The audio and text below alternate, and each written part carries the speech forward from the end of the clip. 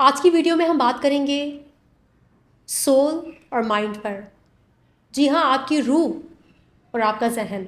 आपने ये तो सुना होगा ना कि यार मेरा सोल पर्पस जो है ना वो लाइफ में ये है, लेकिन कभी आपने किसी को ये बोलते नहीं सुना होगा कि मेरा माइंड पर्पस क्या है।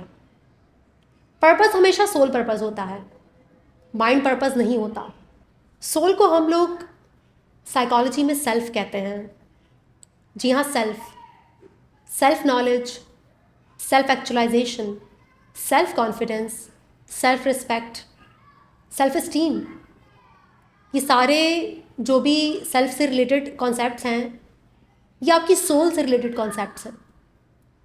जबकि आपने कभी ज़िंदगी में ना mind respect, mind esteem, mind purpose, mind confidence, mind actualization ये आपने नहीं सुना होगा।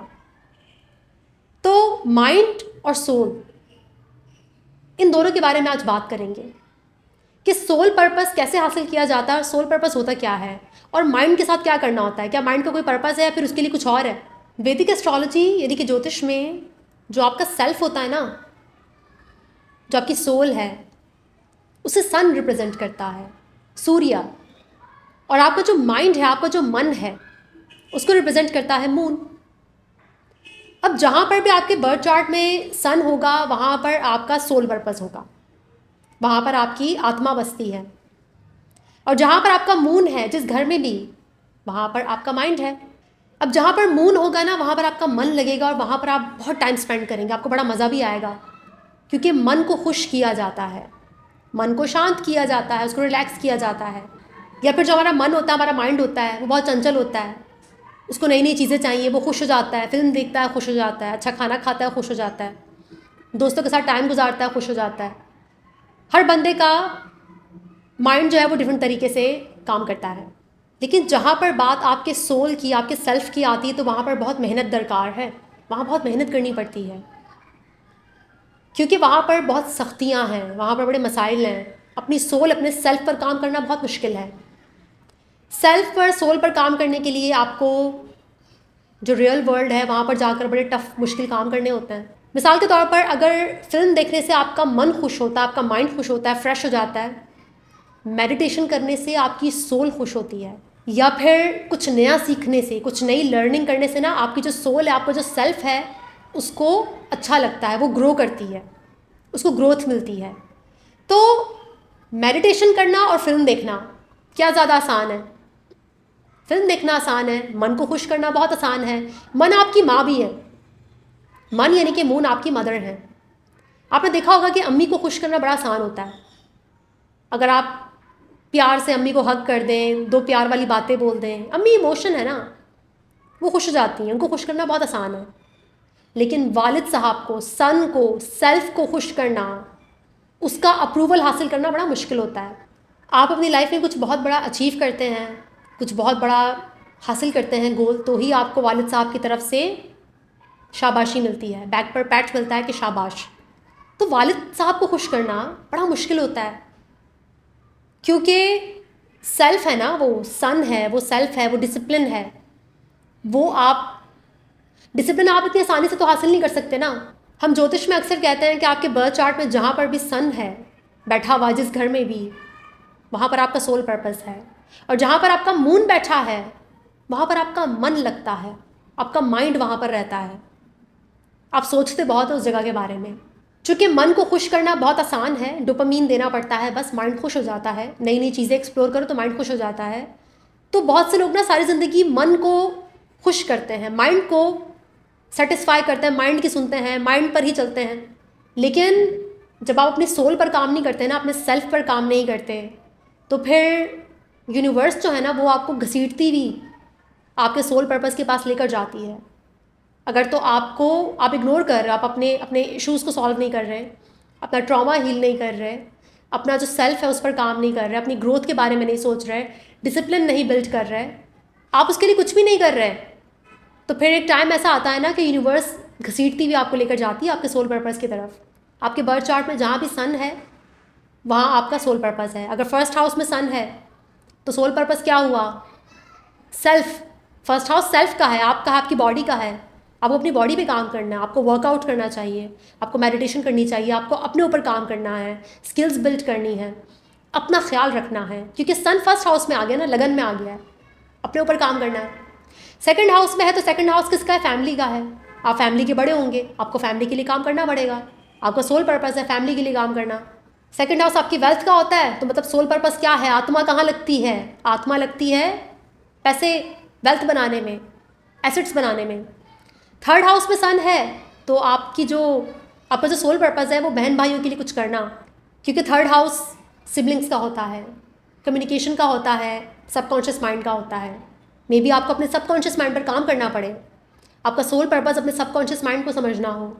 फोर्थ हाउस आपकी वालदा का होता है, आपकी प्रॉपर्टी, आपके व्हीकल्स का होता है, तो मे बी आपका जो सोल पर्पस है वो प्रॉपर्टी बनाना हो, वो अपनी वालदा के लिए कुछ करना हो। फिफ्थ हाउस में है तो बच्चों के लिए कुछ करेंगे आप। सोल पर्पस आपकी जो आत्मा है ना वो बच्चों में लगती होगी, आपकी रूह को खुशी तब मिलती होगी जब आप अपने बच्चों के लिए कुछ करेंगे या जब आप कुछ क्रिएटिव काम करेंगे। फिफ्थ हाउस सन का अपना हाउस होता है, लियो साइन पड़ता है वहाँ पर, और वहाँ पर अगर आपका सन है तो आपको क्रिएटिविटी, जी हाँ, आप बहुत क्रिएटिव होंगे, आपको कुछ करना होगा क्रिएटिविटी के लिए। आप जब भी क्रिएटिविटी करेंगे आपको बहुत अच्छा लगेगा, आपकी आत्मा को खुशी मिलेगी। बच्चों के लिए, रिलेशनशिप के लिए फिफ्थ हाउस होता है। सिक्स्थ हाउस सर्विस का होता है, आपके जो वर्कर्स हैं, जो आपके नीचे जो लोग काम करते हैं, उनके लिए कुछ करना। जब आप उनके लिए कुछ करेंगे तो आपको ना एक खुशी मिलेगी, आपको आपके सेल्फ को इत्मीनान मिलेगा। आपके लिए ये सब करना आसान नहीं होगा, बड़ा मुश्किल होगा, आप भागेंगे इससे, आप भागेंगे, लेकिन आपको ना यूनिवर्स घसीटती भी लेके जाएगी आपके सोल पर्पस की तरफ, अगर तो आपने ध्यान नहीं दिया। बिल्कुल इसी तरह से सेवन्थ हाउस में सन है तो आपको अपने रिलेशनशिप पर बहुत काम करना है। आपकी जो रूह है, आपका जो सेल्फ सेटिस्फैक्शन है वो जाकर जुड़ गया रिलेशनशिप के साथ, आपकी बीवी के साथ या आपके शौहर के साथ। अब आपको अपने रिलेशनशिप पर काम करना है, आपको मज़ा नहीं आ रहा, आपका दिल नहीं कर रहा, लेकिन आपकी ज़िंदगी का मकसद ही अब रिलेशनशिप पर काम करना है। एट्थ हाउस में है तो ट्रांसफॉर्मेशन है, आपको ट्रांसफॉर्मेशन से गुजरना पड़ेगा।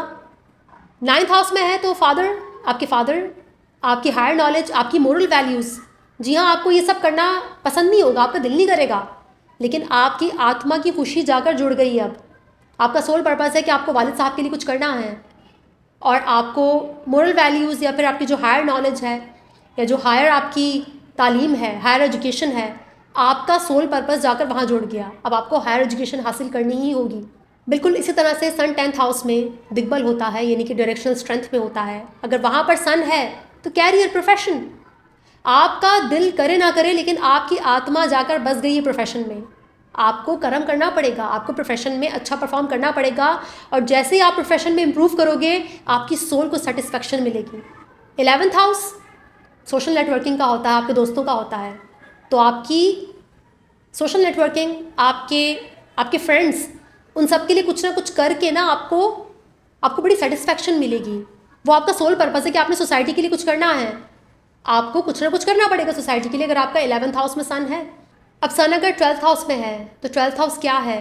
पाइसेस का साइन वहाँ पड़ता है, वहाँ पर वो गहरा समंदर है, गुप्त ज्ञान कहते हैं उसे, हिडन विजडम, बहुत गहरा विजडम होता है वहाँ पर स्पिरिचुअलिटी होती है, वहाँ पर हायर विजडम है।